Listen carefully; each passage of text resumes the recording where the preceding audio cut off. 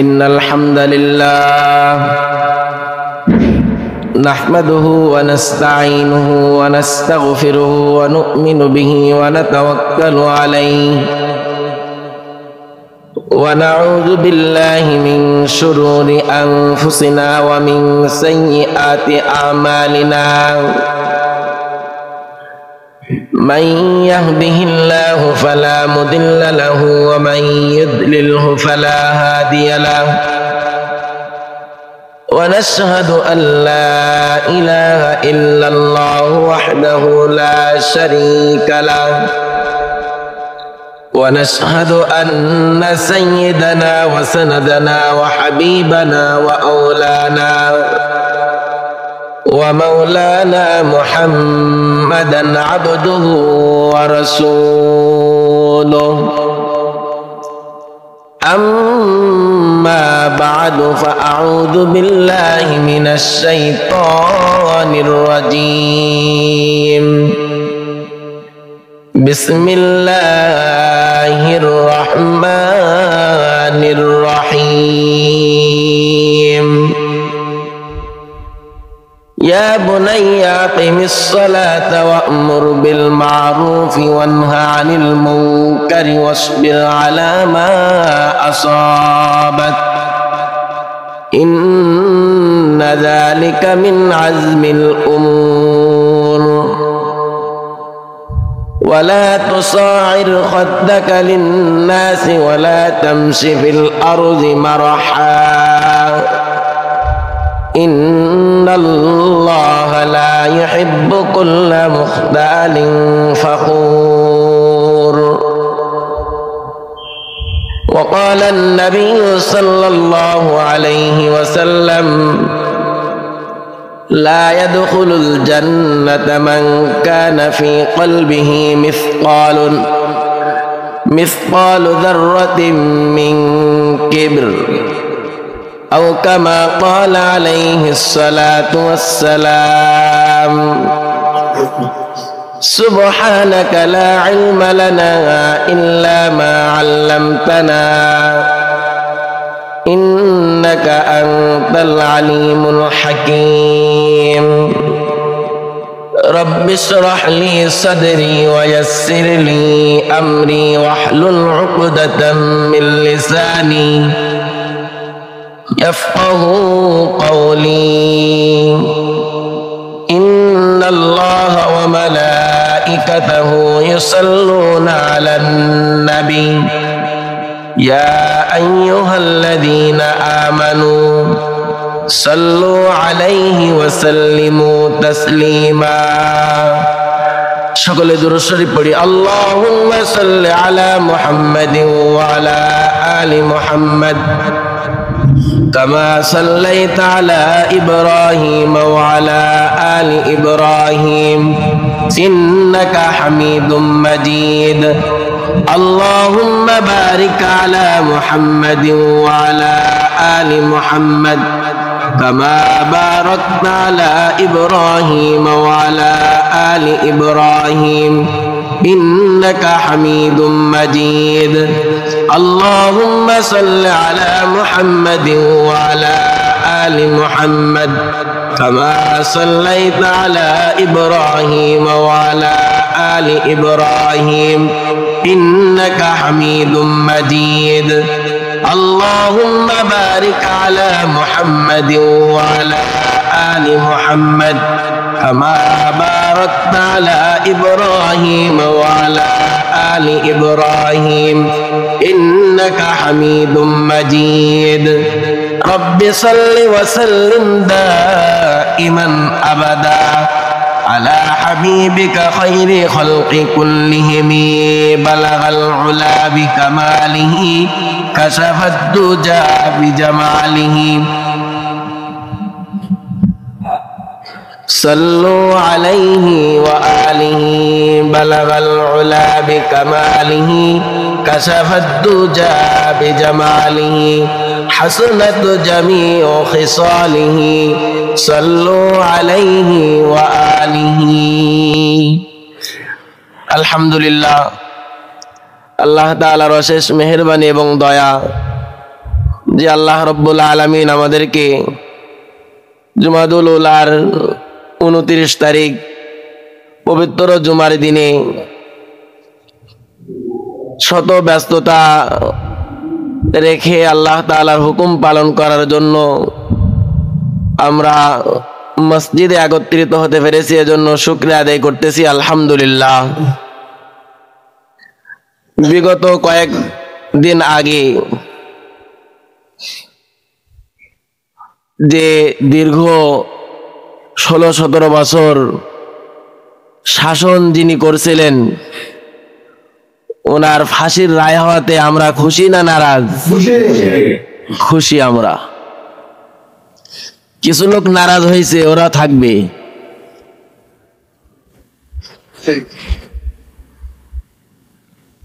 দুনিয়ার শুরুতে ছিল ভালোর পক্ষে কিছু লোক থাকবে, আবার খারাপের পক্ষে কিছু লোক থাকবে। এজন্য আমরা সব সময় কোনটা বেছে নেব বলেন সবাই? ভালোটা বেছে নেব। তাই যত ঝড় আর তুফান আসুক না কেন, আমরা সব সময় সত্যের পথে, সত্যের দিকে আমরা অগ্রসর হব, ইস্তেকামাত থাকার চেষ্টা করব ইনশাআল্লাহ। আজকের আলোচনার বিষয় সেটা হলো এই যে অহংকার পতনের মূল। অহংকার যারাই করছিল তারা কোনোদিন স্থায়িত্ব হতে পারেনি। পতন হয়েছে, অতীতেও হয়েছে, বর্তমান হবে, ভবিষ্যতেও অহংকার করলে সে কি হবে? পতন হবে। আজকে আলোচনার বিষয় হলো এটা যে অহংকার পতনের মূল। অহংকারের পরিচয় সেটা হলো এই যে হক এবং সত্য পথ বাদ দিয়ে অন্য পথে দৌড়াতে থাকা, অন্য পথ অবলম্বন করা। অর্থাৎ আমার সামনে সত্য পথ আসছে, তারপর আমি সত্য ত্যাগ করে অন্য পথে দৌড়াতে আছি। এটাই হলো অহংকার। 2 নম্বর হলো যে অন্য মানুষকে তুচ্ছ মনে করা, হেয় প্রতিপন্ন করা, নিকৃষ্ট মনে করা। এটাও হলো অহংকারের সংজ্ঞার মধ্যে আছে। এ সম্পর্কে এই অল্প সময় আল্লাহ তাআলা যতটুকু বলার তৌফিক দান করেন ততটুকু বলার চেষ্টা করব ইনশাআল্লাহ। আল্লাহ রাব্বুল আলামিন মানুষ সৃষ্টি করার পরে আল্লাহ তাআলা বলছিল, وَإِذْ قُلْنَا لِلْمَلَائِكَةِ اسْجُدُوا لِآدَمَ فَسَجَدُوا إِلَّا إِبْلِيسَ أَبَى وَاسْتَكْبَرَ وَكَانَ مِنَ الْكَافِرِينَ। আল্লাহ তাআলা হুকুম করেছিল ফেরেশতাদেরকে, তোমরা বনি আদমকে সিজদা করো। ফেরেশতারা সবাই সিজদা করেছিল, ইল্লা ইবলিস, শয়তান একমাত্র যুক্তি খাড়া করেছিল, সে আল্লাহ তাআলার হুকুম অমান্য করে সিজদা করেনি। আল্লাহ তাআলার সামনে যুক্তি পেশ করতেছিল, ইয়া আল্লাহ, আপনি তো আমাকে বানাইছেন আগুন দিয়ে, আমার তো তার থেকে আমার শক্তি বেশি। তার শক্তি হলো নিচের দিকে, আমার শক্তি হলো উপরের দিকে। অতএব আমি কেন আদমকে সিজদা করব? এই যুক্তি যখন পেশ করলো, আল্লাহ তাআলা বললেন, আমি তোমাকে সিজদা করার কথা বললাম, সবাই সিজদা করলো, তুমি সিজদা করলে না। অতএব তুমি এখান থেকে বহিষ্কার হয়ে যাও, চলে যাও। আসমানে যে প্রথম পাপ হয়েছিল সেটাও ছিল এই অহংকার। অহংকার করার কারণে ইবলিসে পরিণত হয়ে গেল। শয়তান কিয়ামত পর্যন্ত মুমিন বান্দাদেরকে বিভিন্নভাবে কলা কৌশলে বিভিন্নভাবে ধোঁকা দিয়ে এই মুমিন বান্দাদেরকে শয়তানের দলভুক্ত করার জন্য চেষ্টা করবে। এজন্য আমরা প্রতিনিয়ত শয়তান থেকে যেন আমরা সর্বক্ষণ দূরে থাকতে পারি। আসমানের প্রথম পাপ এই অহংকার যেন আমাদের মধ্যে না আসে, এজন্য সদা সর্বদা সর্বক্ষণ অহংকার থেকে আপনি আমি দূরে থাকব। এবং যেভাবেই হোক শয়তান যেন আমাদের আকৃষ্ট করতে না পারে, শয়তান যেন আমাদের পদস্খলন করতে না পারে, এজন্য সদা সর্বদা আপনি আমি সজাগ থাকব। কোনোভাবেই যেন শয়তান আমার জাহান্নামে মুখে না করতে পারে। কেননা আল্লাহ তাআলা আসমান জমিন বানানোর পরে আসমানে যে প্রথম গুনাহ হয়েছিল, পাপ হয়েছিল, সেটা হলো অহংকার। জমিনের মধ্যেও যখন আল্লাহ তাআলা আদম আলাইহিস সালামের দুই সন্তান হাবিল এবং কাবিল, তারা বিবাহের ক্ষেত্রে আদম আলাইহিস সালাম বলছিলেন যে তোমার জন্য এটা আর তার জন্য ওইটা। হাবিল কাবিল এটা গ্রহণ করেনি, সে আল্লাহ তাআলার হুকুম অমান্য করে তার ভাই হাবিলকে সে হত্যা করেছিল। জমিনের ভিতরেও প্রথম পাপ সেটা হলো এই অহংকার। এজন্য আসমান জমিন শুরুর যে গুনাহ পাপ সেটা হলো কি? এই অহংকার। এজন্য অহংকারের গুনাহ অনেক বড়। যে কথা শুরুতেই বলেছি, অহংকার পতনের মূল। অহংকার করা যাবে না। অহংকার সম্পর্কে কিছু দৃষ্টান্ত আমি আপনাদের সামনে বলতে চাচ্ছি। সেটা হলো এই, ইবলিস সে অহংকার করার কারণে সে পদস্খলন হয়েছিল, ধ্বংসপ্রাপ্ত হয়েছে। 2 নম্বরে অহরহর ঘটনা কোরআনের মধ্যে আসছে, ফিরআউন ও তার সম্প্রদায় অহংকার করার কারণে ধ্বংস হয়েছে। ফিরআউনের কাছে মুসা আলাইহিস সালাম আল্লাহ তাআলার স্পষ্ট বাণী পৌঁছায় দেওয়ার জন্য দাওয়াত নিয়ে গিয়েছিল। মুসা আলাইহিস সালাম অস্বীকার করেছিল, অহংকার করেছিল। সে বলছিল যে আমি নিজেই খোদা। সে খোদা দাবি করেছিল। প্রভু দাবি করার কারণে মুসা আলাইহিস সালামের দাওয়াত না মেনে নেওয়ার কারণে ফিরআউন পর্যন্ত ধ্বংস হয়েছিল। বর্তমান সময়েও কোরআনের কথা বলা হবে, সঠিক পথ বলে দেওয়া হবে, সত্য পথ বলে দেওয়া হবে, কিন্তু এখনো পর্যন্ত ফিরআউনের সম্প্রদায়ের লোক সমাজের মধ্যে কম বেশি থাকবে। কথা বলেন ঠিক কিনা? সত্য পথ বলে দেবে উলামায়ে কেরাম, সৎ পথে চলতে বলবে উলামায়ে কেরাম, কিন্তু ফিরআউনের বংশধর, ফিরআউনের সম্প্রদায়ের লোক কিয়ামত পর্যন্ত থাকবে কিনা? কথা বলেন। সত্য বলার পরেও গ্রহণ করবে না, কোরআন হাদিস দিয়ে বলার পরেও সেটা মেনে নেবে না। ফিরআউন যেমন মেনে নেয়নি, ঠিক তদ্রূপ ভাবে কিয়ামত পর্যন্ত এক শ্রেণীর লোক থাকবে, তারা মেনে নেবে না। বলে কৌশলে বিভিন্ন অজুহাতে দলের কথা বলে, নিজের সমস্যার কথা বলে বিভিন্নভাবে অজুহাত দিয়ে সামনে আগাতে চাইবে।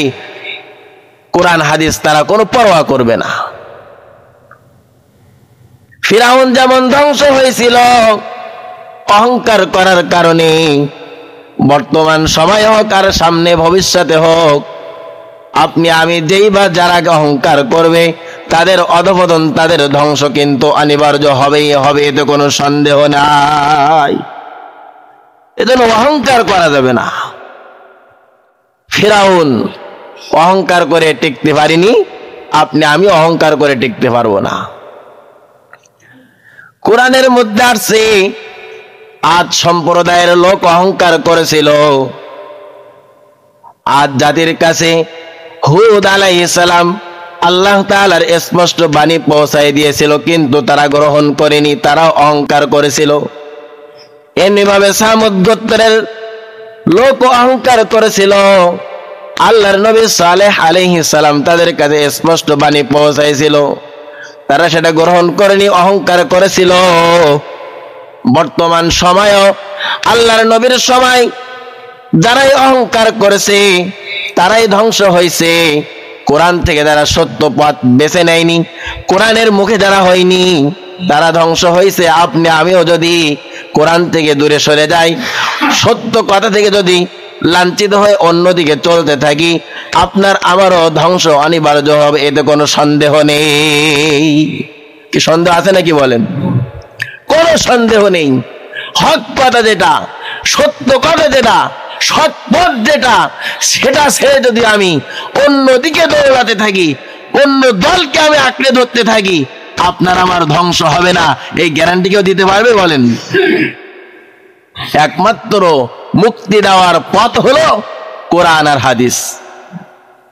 এই ছাড়া দুনিয়ার কোন দল বলেন, মত বলেন, এটা মুক্তি দিতে পারে না, মুক্তি হবেও না। সালেহ আলাইহিস সালামের সম্প্রদায়ের লোক পাহাড় কেটে কেটে তারা বসত বাড়ি বানাতো। তারা ভেবেছিল আমাদের চাইতে আর কেউ পৃথিবীর মধ্যে আর শক্তিশালী সম্প্রদায় নেই, কিন্তু তারা ভাবেনি তাদের সৃষ্টি করেছিল কে, এই কথা তারা ভাবেনি। আমরাও কিছুদিন আগে দেখেছি এমন দল এসেছিল, তারা বুঝতেছিল যে আমরা ছাড়া পৃথিবীতে আর কেউ নেই, আমাদের থেকে শক্তি সেনায় নেওয়ার মতো কেউ নাই। কিন্তু আপনার আমার থেকে একজন মালিক আছেন, কঠিন থেকে কঠিন, সবার থেকে সবার উপরে একজন মালিক, তার নাম কি? সবাই বলেন আল্লাহ। আল্লাহ তাআলা তাকে সম্মান দিবেন, ওনার সম্মান সেনায় নেওয়ার মতো পৃথিবী কেউ আছে নাকি বলেন? আল্লাহ তাআলা বলছেন, কুলিল্লাহুম্মা মালিকাল মুলকি তুতিল মুলকা মান তাশা। আয়াতের মধ্যে আল্লাহ তাআলা বলছেন, আল্লাহ তাআলা যাকেই চান তাকে সম্মানিত করেন, যাকেই চান তাকে লাঞ্ছিত অবদস্থ করেন, এটা আল্লাহ তাআলার ইচ্ছা। এজন্য সম্মান দেওয়ার মালিক হলো আল্লাহ। আমি যদি কোরআনের পথে, আমি যদি আল্লাহ আল্লাহ রাসূলের পথে যদি আমি চলতে থাকি, সম্মান আমাদের দিবে না আমাদের লাঞ্ছিত করবে? আমাদের সম্মান দিবে। আল্লাহ তাআলা আমাদের সম্মান বাড়িয়ে দিবে, আল্লাহ তাআলা আমাদের মর্যাদা বাড়াবেন, আল্লাহ তাআলা আমাদের দুনিয়া আখিরাতে শান্তি দান করবেন। আর এই কোরআন বাদ দিয়ে, হাদিস বাদ দিয়ে, আল্লাহ আল্লাহ রাসূলের কথা বাদ দিয়ে যদি আমরা অন্য পথে দৌড়াতে থাকি, আমাদের শান্তি আসবে নাকি বলেন? আসবে না। এজন্য কোনোভাবেই অহংকার করা যাবে না, কোনোভাবে করা যাবে না। এভাবে শুআয়ব আলাইহিস সালাম ও সম্প্রদায়ের কাছে আল্লাহ তাআলা দাওয়াত পৌঁছাইছিল, তারা গ্রহণ করেনি। নূহ আলাইহিস সালাম তার সম্প্রদায়ের কাছে আল্লাহ তাআলার বাণী পৌঁছাইছিল, তারাও গ্রহণ করেনি। এভাবে একের পর এক কোরআনের মধ্যে আসছে, আল্লাহ তাআলা যাদের নবী বানিয়েছিলেন, রাসূল বানিয়ে দুনিয়ায় পাঠিয়েছিলেন, তারা যেভাবে পথ চলার কথা বলছিল, ওই সম্প্রদায় যদি সেইভাবে না চলতো, তাদের ধ্বংস অনিবার্য হয়েছে। আপনি আমিও শেষ পর্যন্ত আপনার আমার যিনি নবী রাসূল আরবি সাল্লাল্লাহু আলাইহি ওয়াসাল্লাম মক্কা মরুভূমির মধ্যে জন্মগ্রহণ করেছিলেন, ওই সময়ও কাফের মুশরিক যারা আল্লাহ আল্লাহ রাসূলের কথা অস্বীকার করেছিল, অহংকার বশত মেনে নেয়নি, তারাও কি ধ্বংস হয়েছিল কিনা? কথা বলেন। ধ্বংস হয়েছিল। এটা হবেই। অহংকার পতনের মূল। আল্লাহ তাআলা অহংকারীকে ভালোবাসে না, আল্লাহ তাআলা অহংকারীকে পছন্দ করে না। আল্লাহ তাআলাই বলছেন যে অহংকার যার মধ্যে থাকবে, আর অহংকারের সংজ্ঞা হলো হক এবং সত্যের পথ বাদ দিয়ে বাতিল পথে অগ্রসর হওয়া। শুধুমাত্র আমরা ওই কাফের মুশরিকদের মতো কথা বানাই নিয়েছি, সেটা হলো এই, আমার আব্বা যে দল করতো, এই দল আমি ছাড়তে রাজি না, তাই আমার মৃত্যু হোক বা যাই হয় হোক। আমি মরতে রাজি, কিন্তু মূর্তি পূজা ছেড়ে দিতে রাজি না। আমি মরতে রাজি, কিন্তু কোরআন হাদিস আমার আব্বা যে পথে চলছিল আমি ওই পথে আমি জীবন দেব, তাও ভালো, কিন্তু আমার আব্বার মুখে কালি লাগাতে পারবো না। এই কথা কাদের ছিল? কথা বলেন সবাই। কাফেরদের ছিল। যে আল্লাহ রসুলের কথা এটা আমি মানতে পারবো না, কারণ আমার আব্বা আমার দাদা তারা এগুলো করেনি, অতএব আমি তাদের মুখে চুন কালি দিতে পারবো না। এজন্য হক আসার পরে, সত্য আসার পরে এটা অস্বীকার করা, এটাই হলো অহংকারের সংজ্ঞা। এজন্য কোনোভাবেই আমরা বুঝতেছি যে কোনটা সত্য আর কোনটা মিথ্যা, কোনটা আমার মুক্তি দিবে কোনটা আমার মুক্তি দিবে না, এটা আমরা সবাই বুঝি কিনা? কথা বলেন। বুঝি, কিন্তু আমরা এই যে আমার দল, আমার আব্বা, আমার আম্মা, আমার দাদা, আমার সম্প্রদায়ের লোক, তারা যেটা করছিল ওটা আমি ছাড়তে রাজি না। এজন্য কিন্তু কাফের মুশরিকদের তাদের ধ্বংস হয়েছিল। বর্তমান সময়ে যদি কেউ এই কথা বলতে থাকে যে আমার আব্বা যে দল করেছে, আমার আব্বা যেই মত, যে কোরআন হাদিস যতটুকু বাদ দিয়ে অন্য দলে চলছিল ওটা ছাড়তে আমি রাজি না, কিন্তু এই বললে আপনার আমার মুক্তি পাওয়া যাবে না, মুক্তি পাওয়া যাবে না। অহংকার যারা করে তাদের দুনিয়াও আল্লাহ তাআলা শাস্তি দিবেন, আখিরাতেও আল্লাহ তাআলা শাস্তি দিবেন। অহংকারের প্রথম দুনিয়ায় যে শাস্তি হবে সেটা হলো এই যে সে যেটা চাবে তার মনের বিপরীত তার পরজারা কাজ করতে থাকবে, অর্থাৎ তার কথা মানবে না, তার কথা অনুযায়ী মানুষ চলবে না। এটা হলো তার দুনিয়ার শাস্তি, অর্থাৎ তার মনের খেলাফ কাজকর্ম হতে থাকবে। 2 নম্বর যে শাস্তি হবে, আল্লাহ তাআলার আয়াত সমূহ থেকে চিন্তা ভাবনা করে যে উপদেশ নিবে, এই বুঝ শক্তি সে হারাই ফেলবে। আল্লাহ তাআলা যে আসমান জমিন সৃষ্টি করছেন, সকাল হচ্ছে পরিবর্তন হচ্ছে, আবার সন্ধ্যা হচ্ছে পরিবর্তন হচ্ছে, মানুষ থেকে শিক্ষা নিবে, পশু পাখি থেকে শিক্ষা গ্রহণ করবে, দিন রাত থেকে শিক্ষা গ্রহণ করবে। এই চিন্তা শক্তি যে অহংকার করবে, এই শক্তি বুঝ শক্তি সে হারিয়ে ফেলবে। এর 2 নম্বর দুনিয়ার শাস্তি। 3 নম্বর যে শাস্তি হবে, দুনিয়াতে অহংকারিত পরিণত, অহংকার করার যে গুনাহ সে ভোগ করতে থাকবে, কোনোভাবেই সে পরিত্রাণ পাবে না।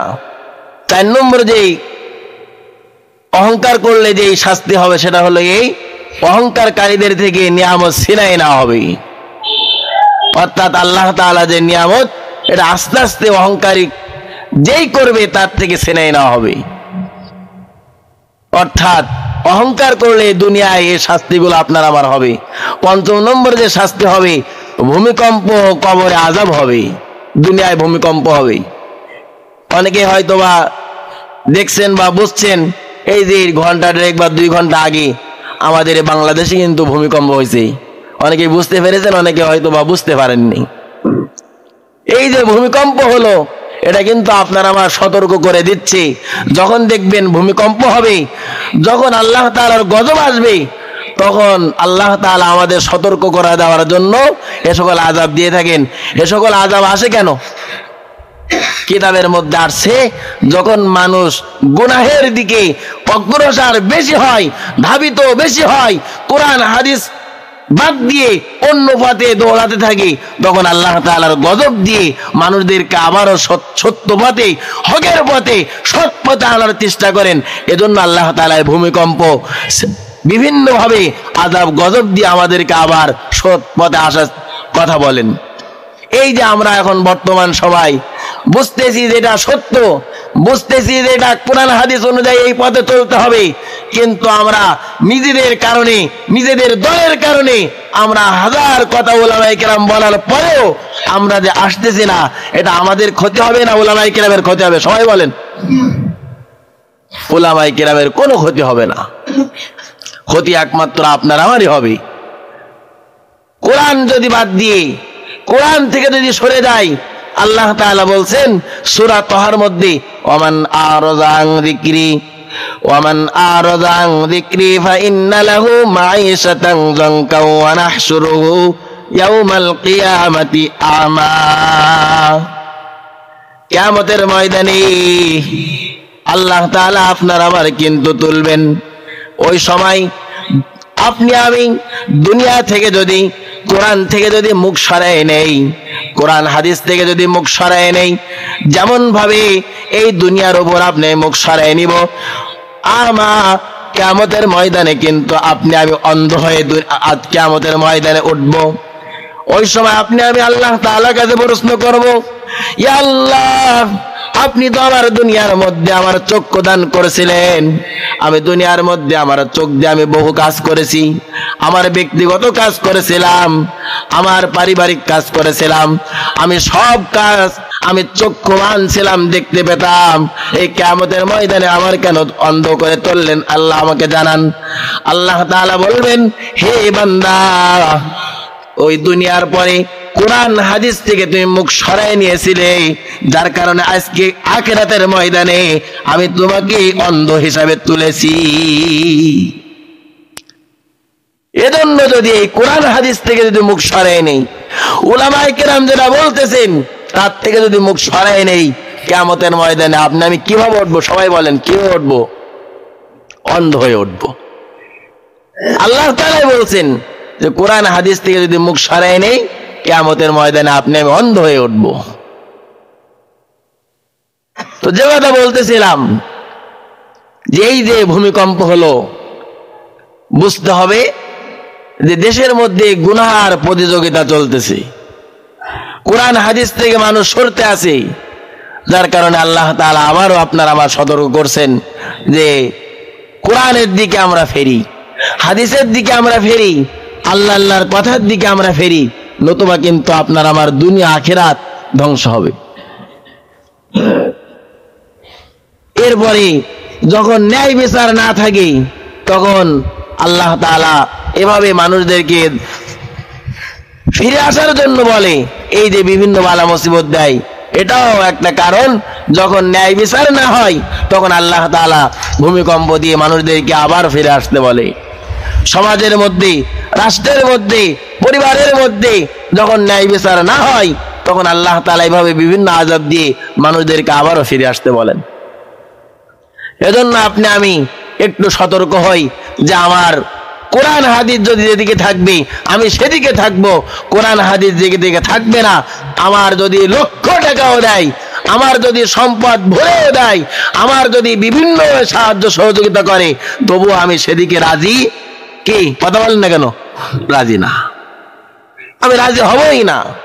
কেন? ওদিকে তো কোরআন হাদিস নেই, ওদিকে তো আল্লাহর হুকুম নেই, আল্লাহ রসুলের হুকুম নেই। অতএব আমার লক্ষ টাকা দিলেও আমি কোনোভাবে সেদিকে যাব না, কোনোভাবে সেদিকে যাব না। কেননা এই আসমান জমিন আপনি আমি সব তো আল্লাহ তাআলা দিয়েছেন, আর ওনার কথা বাদ দিয়ে যদি আমি অন্য পথে চলতে থাকি, তাহলে আল্লাহ তাআলার সঙ্গে তো প্রতারণা করা হবেই, আল্লাহ তাআলাকে ধোঁকা দেওয়া হবে। শিক্ষক যদি ছাত্রের একটা কথা বলে, আর সেটা যদি ছাত্র না করে, শিক্ষক ছাত্র আবার খুশি হবে না নারাজ হবে? কি হবে? কথা বলেন, নারাজ হবে। ঠিক আল্লাহ তাআলা আমাদের সৃষ্টিকারী, আল্লাহ তাআলা আমাদের পালনকারী, আল্লাহ তাআলা আপনার আমার মৃত্যু দানকারী, জীবিত দেওয়ার মালিক আল্লাহ তাআলা, হায়াত মউত সব আল্লাহ তাআলার কাছে। ওনার কথা যদি না শুনি, তাহলে আপনার আমার উপর আল্লাহ তাআলা নারাজ হবে না খুশি হবে? নারাজ হবে। এজন্য কোনোভাবেই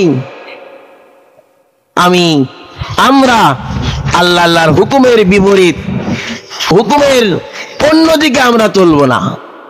আল্লাহর হুকুম যেদিকে, সেদিকে আপনি আমি সর্বসময় থাকার চেষ্টা করব। তো যে কথা বলতেছিলাম, যে ভূমিকম্প, যখন মানুষ গুনার দিকে অগ্রসর হয়, তখন আল্লাহ তাআলা সতর্ক করেন। এর হলো দুনিয়ার শাস্তি। আখিরাতের যে শাস্তি হবে অহংকারীদের জন্য, তার প্রথম নম্বর শাস্তি হবে অহংকারী ধ্বংসবিরপ্ত লোকদের সাথে সে ধ্বংস হয়ে যাবে। অহংকার করলে সে ধ্বংস হবেই অনিবার্য, এ তো কোনো সন্দেহ নেই। 2 নম্বর আখিরাতের যে শাস্তি হবে, কিয়ামতের দিন অহংকারীরা রাসূলের নিকট সবচেয়ে ঘৃণিত হবে। রাসূল সাল্লাল্লাহু আলাইহি ওয়াসাল্লামের কাছে সবথেকে ঘৃণিত হবে। অথচ আল্লাহ রাসূল সাল্লাল্লাহু আলাইহি ওয়াসাল্লাম মওতের আগ পর্যন্ত উম্মতি উম্মতি বলছেন, হাসরের ময়দানে আবারও উম্মতি উম্মতি বলবেন। আমার উম্মতের অবস্থা কি, একবার হাউজে কাউসারে, একবার মিজানের পাল্লায়, এভাবে আল্লাহ রসুল দৌড়াতে থাকবে যে আমার উম্মতের অবস্থা কি। আর আপনার আমার মধ্যে যদি অহংকার থাকে, কাল কিয়ামতের ময়দানে আপনি আমি আল্লাহ রসুল সাল্লাল্লাহু আলাইহি সাল্লামের কাছে ঘৃণার পাত্র হব। আর অহংকারের সংজ্ঞা বারবার বলি, কেননা মাঝে মধ্যে লোক আসতেছে না, আবার আসতেছে। তো অহংকারের মূল সংজ্ঞা হলো হক পথ বাদ দিয়ে, সত্যপথ বাদ দিয়ে অন্য পথে অবলম্বন করা, অন্য পথে দৌড়ানো, এটাই হলো অহংকারের প্রথম নম্বর সংজ্ঞা। এখন একটু চিন্তা করি যে আমি হক পথে আছি, সত্য পথে আছি কিনা, বা সত্য ছেড়ে আমি অন্য পথে দৌড়াতেছি কিনা, একটু চিন্তা করি। আমি কোন পথে আছি? আমি কি অহংকারের মধ্যে পড়ে গেলাম, না অহংকার থেকে আমি মুক্ত হলাম? এটা আপনি আমি চিন্তা করলে বুঝতেছি। এজন্য হক পথ বাদ দেওয়া যাবে না, সত্য পথ বাদ দেওয়া যাবে না। যতই সমস্যা হোক না কেন, যতই আপনার আমার ওপর কঠিন থেকে কঠিন আযাব আসুক না কেন, কঠিন থেকে কঠিন হুমকি আর ধুমকি আসুক না কেন, সত্য পথ মৃত্যুর আগ পর্যন্ত আমরা বাদ দেব না। কথা বলেন ঠিক কিনা? বাদ দেব না। অনেক সময় আসতে পারে, ভবিষ্যতে বিভিন্ন পরীক্ষা আসতে পারে, কিন্তু আসুক, কোনো অসুবিধা নেই। সাইদ ইবনে জুবাইর রাদিয়াল্লাহু তাআলা আনহু, এভাবে অসংখ্য সাহাবী, ওনারা ঈমান আনার পরে কোরআন এবং হাদিস মেনে নেওয়ার কারণে ওনাদের উপর আযাব আসছিল না আসেনি? কে কাফের বেঈমান ওনাদেরকে শাস্তি দেয় কি দেয়নি? কথা বলেন না কেন? কঠিন থেকে কঠিন শাস্তি দিয়েছিল।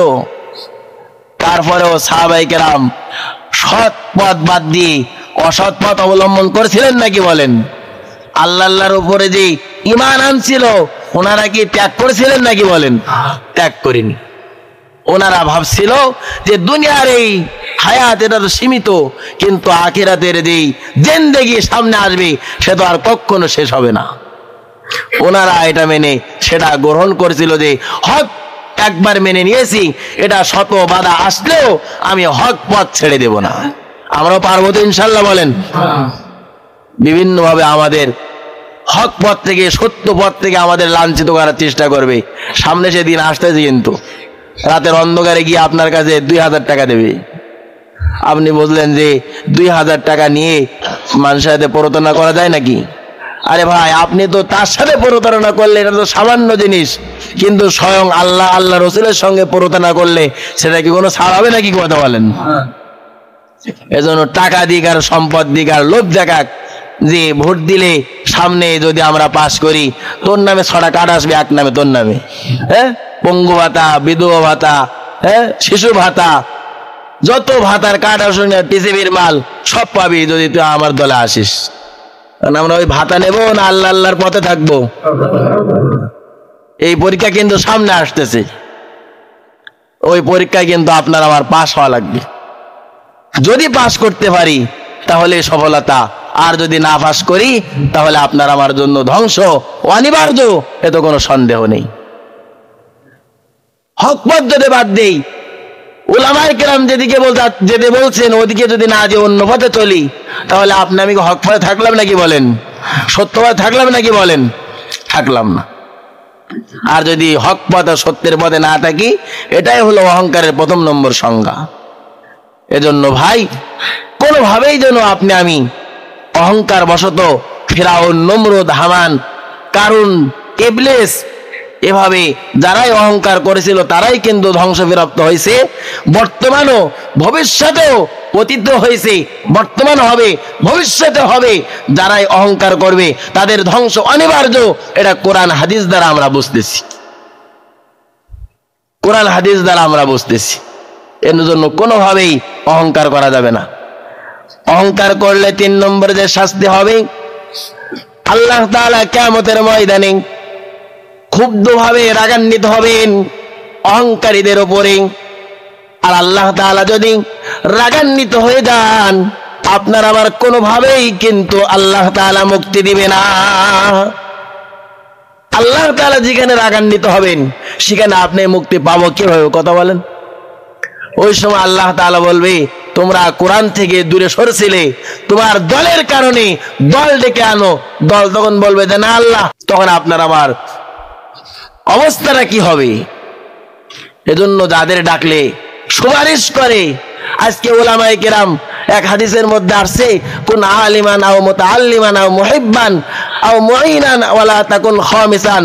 এই হাদিসের মধ্যে আসছে, তুমি হয় আলেম হও, নতুবা তালিবে ইলম হও, নতুবা সাহায্যকারী হও, নতুবা মহব্বতকারী হও, তুমি পঞ্চম নম্বর তাদের দুশমন হয় না। আমরা যদি চতুর্থ নম্বরের মধ্যে থাকতে পারি, ওই উলামায়ে কেরাম আপনার আমার জন্য সুপারিশ করে জান্নাতের ব্যবস্থা করবেন। সুবহানাল্লাহ।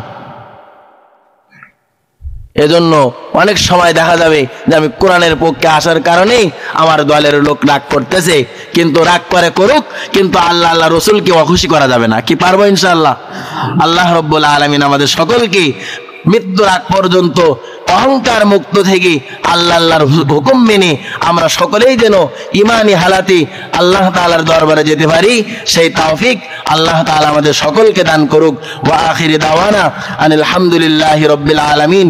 আসসালামু আলাইকুম ওয়া রাহমাতুল্লাহি ওয়া বারাকাতুহু।